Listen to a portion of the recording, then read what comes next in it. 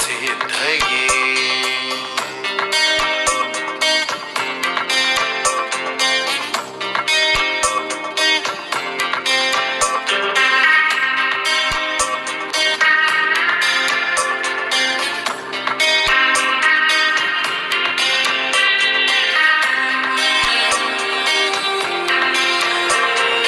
प्रथमं वक्रतुण्डं च द्वितीयकं सूर्यकोटिसमप्रभं निरजवक्त्रं चतुर्भुजं सर्वकार्येषु सर्वदा।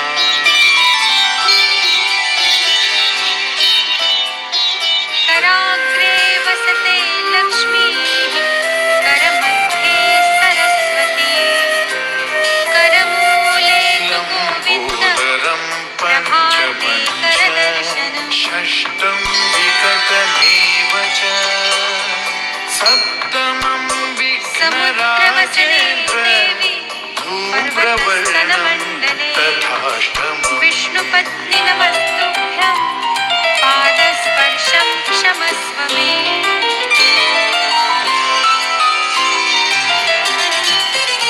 गुरुर्ब्रह्मा गुरुर्विष्णुः गुरुर्देवो महेश्वरः नवमं गुरुः साक्षात् परब्रह्म दशमं विनायकः तस्मै श्री गुरवे नमः। गणपतिं द्वादशं तु गजाननं गणनाथ सरस्वती रविशुक्र बृहस्पतिः पञ्चैतानि स्मरेन् नित्यं वेदवाणी प्रवर्तते द्वादशैतानि नामानि शुक्लां त्रिसन्ध्यं देवं पठेन्नरः शशिवर्णं चतुर्भुजं विघ्नभयं प्रसन्नवदनं सर्वसिद्धिकरं सर्वविघ्नोपशान्तये।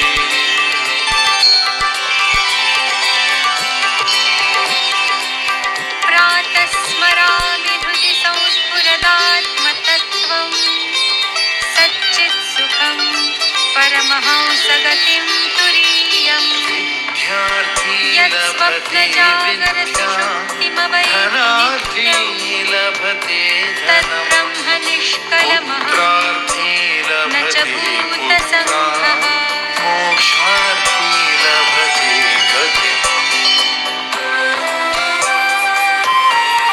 ब्रह्मानन्दं परमसुखदं केवलं ज्ञानमूर्तिं द्वन्द्वातीतं गगनसदृशं तत्त्वमस्यादिलक्ष्यं षड्भिर्मासैः फलं लभेत् विमलमचलं सर्वधी साक्षिभूतं भावातीतम् अष्टभ्यो ब्राह्मणेभ्यश्च सद्गुरुं समर्पये तस्य विद्या भवेत् सर्वा गणेशस्तेषां जयस्तेषां कुतस्तेषां पराजयः येषाम् इन्दीवरश्यामो हृदयस्थो